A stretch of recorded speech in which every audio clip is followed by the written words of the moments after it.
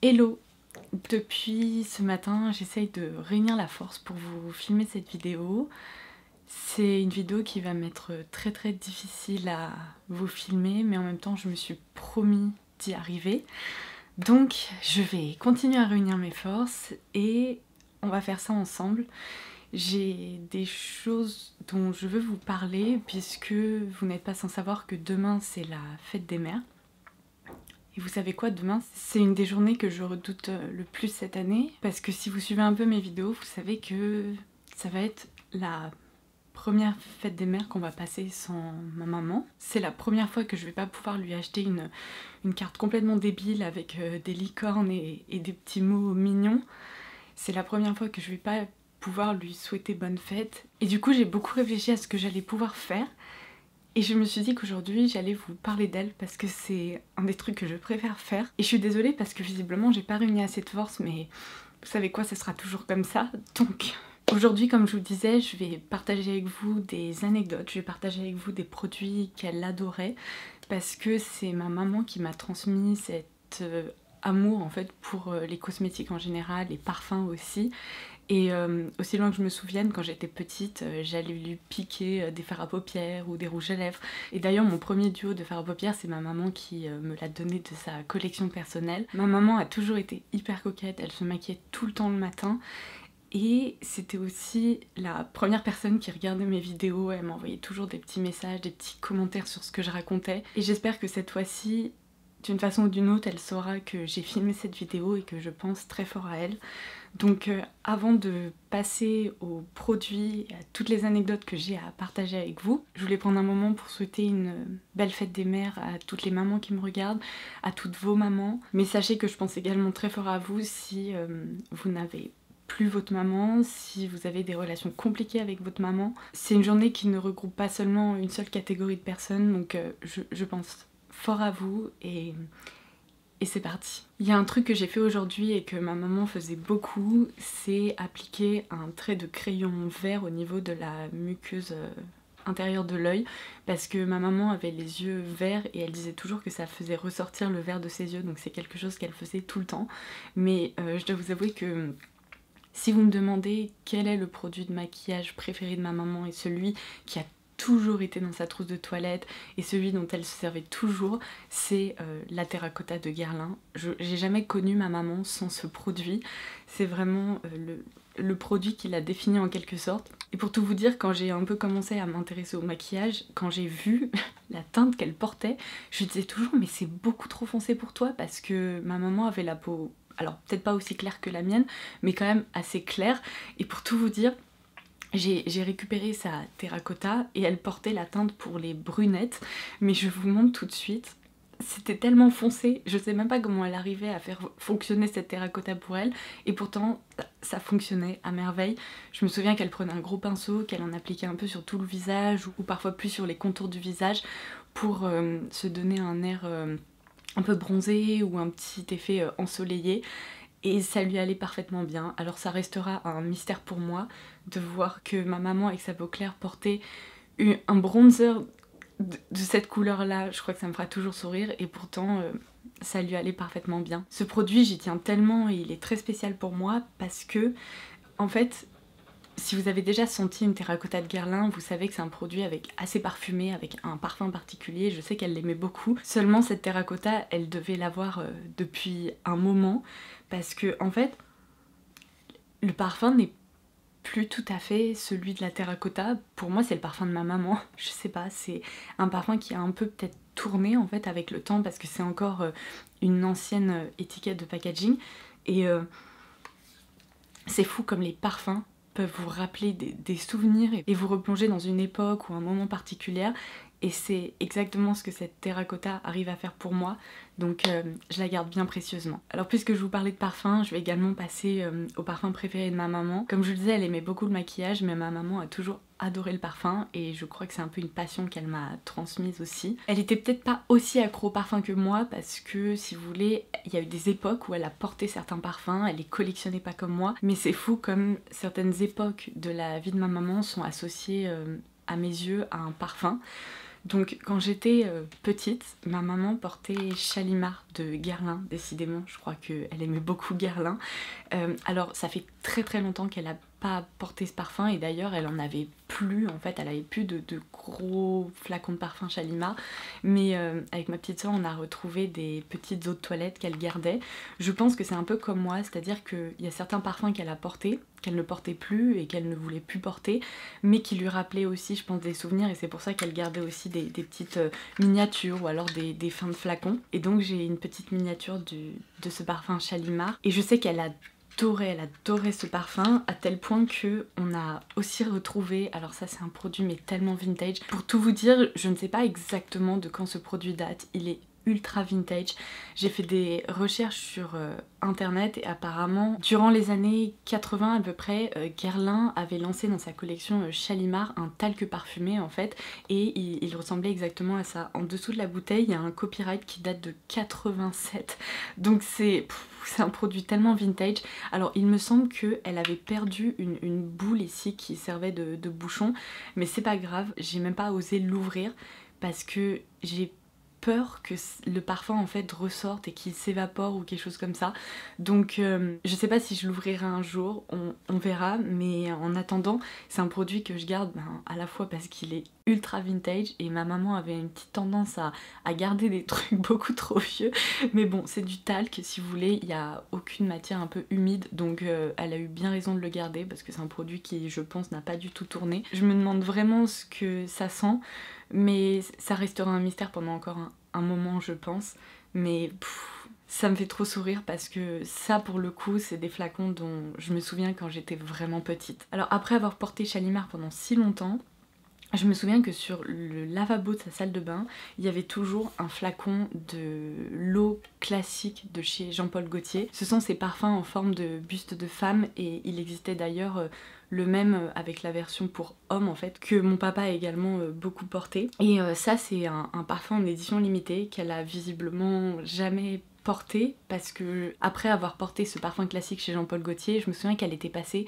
au CK1 je crois de Calvin Klein. Elle a dû avoir des envies de fraîcheur etc.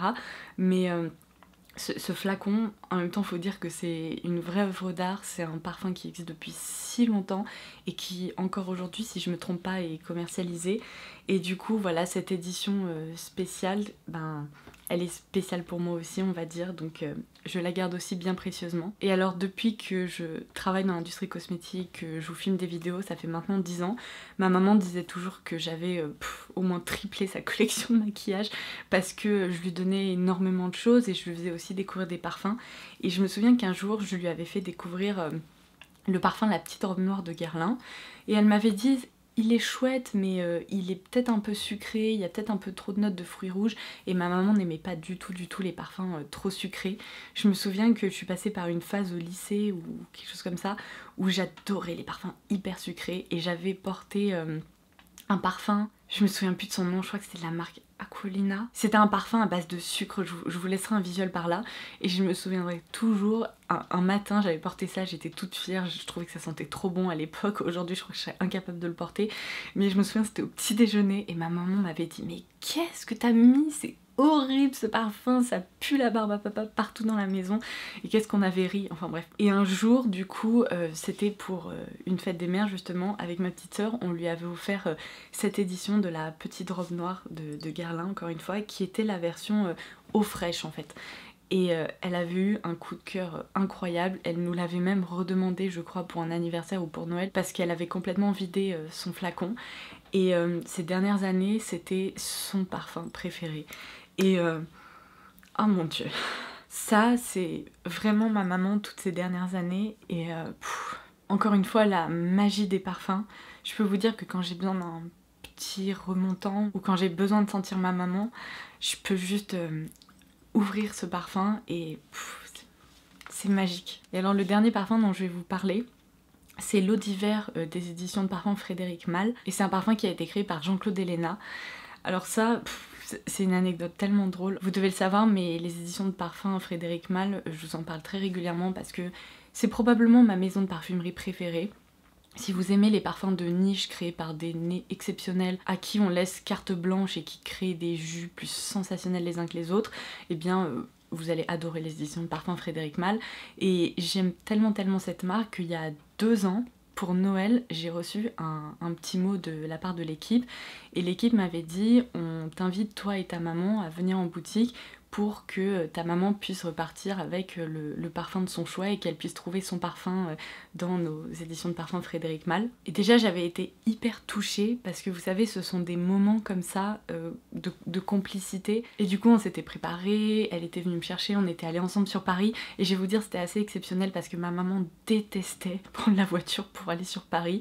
Elle habitait en Île-de-France mais dans un coin un peu plus calme, qui ressemble un peu plus à la campagne on va dire, et à chaque fois qu'elle prenait la voiture pour aller sur Paris, elle devenait dingue, elle me disait mais c'est pas possible tous ces embouteillages et tout, mais là vous savez c'était vraiment le petit rendez-vous mère et fille où on y est allé et où je pense qu'elle s'est dit que là ça valait vraiment le coup de prendre la voiture sur Paris. Donc on s'est garé au parking place de la Madeleine, vous savez c'est un parking souterrain sous la place de la Madeleine. On est allé à la boutique des éditions de parfums Frédéric Malle, on a passé un petit moment dans la boutique, je sais pas, peut-être à peu près 1h30 ou 2 heures, on a senti tous les parfums et il y avait 2 parfums qu'elle appréciait beaucoup, donc l'eau d'hiver ou le parfum qui s'appelle En Passant, à base de lilas je crois. Et elle a beaucoup hésité. Et sachant qu'on était en plein hiver, parce que c'était quelques jours avant Noël, eh bien je lui ai dit « Maman, ça c'est un parfum qui est fait pour toi ». Du coup elle a opté pour celui-ci. Et vous voyez, elle l'a adoré parce que ce flacon est quasiment vide, il reste même pas 1 millilitre là-dedans.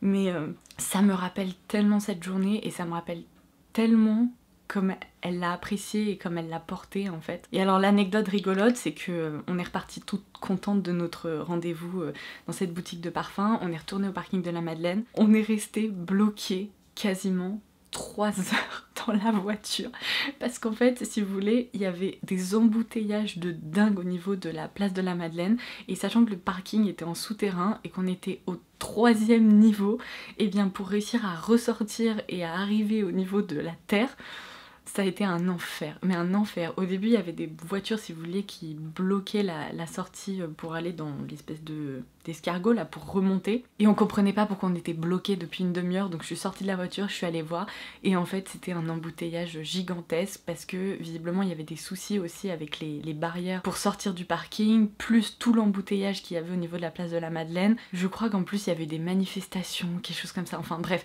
c'était plein d'éléments cumulés qui ont fait qu'on est resté bloqué dans ce parking pendant 3 heures. En plus après pour quitter Paris c'était la même chose, c'était l'angoisse totale, on n'a jamais mis autant de temps pour rentrer chez nous et en même temps je me souviens on commençait à avoir tellement faim et on s'est dit mais on peut pas laisser la voiture là parce que du coup on bloque des voitures derrière, enfin bref on était en train d'imaginer toutes les solutions pour réussir à manger un petit truc et puis on s'est retenu, on a passé 3 heures dans ce parking à attendre de sortir, on a fini par y arriver, après il a fallu qu'on rentre chez nous, il faisait nuit noire et du coup c'est je sais pas, ce parfum, je l'associe vraiment à ce souvenir. Mais qu'est-ce qu'on a pu rigoler. Je vous assure qu'on s'est dit mais c'est pas possible, on est maudite. On a mis moins de temps si vous voulez à sélectionner le parfum et à rester dans la boutique que à y aller et à repartir en fait. C'était incroyable. Et alors je vais terminer par 2 produits plutôt capillaires. Alors il y a un produit et il y a plus un outil, je vais vous en parler. Ma maman... Elle avait des cheveux tellement indisciplinés qui frisotaient tellement, mais c'était trop drôle parce que elle nous faisait rire en été quand il faisait trop chaud pour se sécher les cheveux et tout. Elle les laissait sécher d'eux-mêmes et c'est complètement fou parce que sa tête, elle changeait mais radicalement quoi. C'est-à-dire qu'elle se lissait tout le temps les cheveux et en plein été quand il faisait chaud et qu'elle laissait ses cheveux comme ça remontait, ça frisotait, enfin c'était très drôle. Et il y a un jour où, je sais pas ce qu'elle a fait, je pense qu'elle a mis des produits un peu coiffants dedans et ça lui allait super bien, les boucles étaient plus définies et tout, elle était toute fière. Bref, quand j'étais petite, je vous l'ai déjà raconté, mais j'avais des cheveux très difficile à démêler. En fait j'ai des cheveux qui sont très fins, donc ils s'en mêlent très facilement, mais j'en ai beaucoup. Donc quand j'étais petite c'était sac de nœuds sur sac de nœuds, enfin bref un enfer. Ma mère passait des heures à me démêler jusqu'au jour où quand elle est allée dans son salon de coiffure, je me souviens qu'un jour j'ai dit ça et l'une d'entre vous m'a dit mais ta maman était coiffeuse? Non, ma maman n'était pas coiffeuse. Quand je vous dis qu'elle allait dans son salon de coiffure, c'est le salon de coiffure où elle est allée pendant je sais pas, des années et des années. Sa coiffeuse lui avait recommandé ce produit de chez Revlon. À l'époque, ça ressemblait pas à ça, il y avait un autre packaging et tout, là il a été complètement refait. Mais du jour où ma maman a rapporté ce produit à la maison, elle s'en servait sur toutes nos têtes, c'est-à-dire la sienne, celle de ma sœur, la mienne. Et je me souviens que notre vie a complètement changé parce que on réussissait à se démêler les cheveux beaucoup plus facilement. Et en plus, au-delà de ça, c'est un produit qui, mine de rien, ajoute un petit côté disciplinant. Donc ma maman s'en servait plutôt pour cette caractéristique-là, et nous, avec ma soeur, on s'en servait surtout pour se démêler les cheveux. Et pour tout vous dire, encore une anecdote rigolote, mon père pétait un câble quand on s'en servait dans la salle de bain, parce qu'en fait ce produit, on le vaporisait du coup la tête en bas, bien sur toute notre chevelure, et après on se brossait les cheveux. Et à l'époque, dans la salle de bain de mes parents, il y avait du carrelage un peu fini, brillant, vous voyez, et ce produit, en fait, ça déposait une pellicule sur le carrelage et ça rendait le sol hyper glissant, mais c'était dangereux en fait. Je réalise à quel point, mais on est complètement idiote, on aurait dû faire ça au-dessus d'une baignoire ou au-dessus d'une serviette ou au-dessus d'un tapis, enfin bref, peu importe. Et du coup à chaque fois mon père nous disait mais ne faites pas ça sur le carrelage, ça glisse, c'est hyper dangereux et tout, enfin bref. Donc maintenant j'ai appris la leçon, je m'en sers jamais au-dessus du carrelage, en fait je m'en sers toujours au-dessus du tapis de la salle de bain ou ce genre de choses, mais c'est un produit vraiment magique. Et croyez-moi, si vous avez des enfants, que vous avez du mal à démêler leurs cheveux, ça va vous sauver des crises de larmes, ça va vous faire gagner du temps. C'est vraiment une pépite. Et en fait, quand j'y réfléchis bien, je pense que ça doit faire plus de 15 ans qu'on s'en sert. Ah non, mais en fait, je suis plus vieille que ça. Oh mon Dieu, le temps passe tellement. Non, ça va bientôt faire, je pense, presque 20 ans qu'on se sert de ce produit. Il est incroyable. Et alors le dernier truc que ma maman adorait, c'est, je crois, un des produits qui a complètement changé sa routine capillaire. Il y a quelques années, j'avais reçu le Steam Pod de L'Oréal. À l'époque, ma maman se lissait beaucoup les cheveux et moi beaucoup moins. Et du coup, quand je le faisais, j'utilisais un lisseur classique, donc je lui avais donné ce Steam Pod. Et elle m'avait dit mais Laura, ce truc est incroyable. Et je me souviens, elle s'en est servie mais pendant des années et des années. Elle adorait le Steam Pod de L'Oréal. Je ne saurais pas vous expliquer, mais elle m'expliquait que sur ses cheveux qui étaient aussi relativement fins et qui frisaient beaucoup, eh bien elle pouvait se coiffer comme ça tenait super bien. Elle adorait le rendu de ses cheveux, parce que c'est vrai que contrairement aux plaques classiques qui ont tendance à créer des cheveux très droits, très plats en fait, eh bien le Steam Pod lui permettait d'obtenir un effet un peu brushing comme sorti de chez le coiffeur. Et elle adorait ce truc, elle avait même converti ma petite sœur. Du coup je me dis que le jour où j'ai décidé de lui donner mon Steam Pod, eh bien j'ai révolutionné sa routine capillaire et elle m'en parlait tout le temps. Et voilà, c'est aussi des bons souvenirs. Bien, vous savez quoi, je vous ai dit que je redoutais beaucoup de filmer cette vidéo, et en fait j'ai pris beaucoup de plaisir à vous montrer tout ça, et je suis presque un peu apaisée de vous avoir raconté tout ça aussi. J'espère que vous aurez passé un bon moment et que ces anecdotes concernant ma maman vous auront fait sourire. Donc voilà, n'hésitez pas à partager en commentaire ci-dessous des anecdotes concernant certains produits qui vous rendent un peu nostalgique ou qui sont associés à des souvenirs, ou des parfums un peu magiques comme ça qui vous transportent dans une autre époque. Je vais aussi prendre beaucoup de plaisir à lire tout ça. Donc il ne me reste plus qu'à dire à ma maman que je l'aime très fort, et je suis contente d'avoir pu partager tout ça avec vous, vraiment. Si comme moi vous redoutez beaucoup la journée de demain, ça va aller. Je pense fort à vous, et sinon, eh bien, créez de très beaux souvenirs et profitez-en bien. Je vous embrasse et je vous dis à très vite. Bye bye.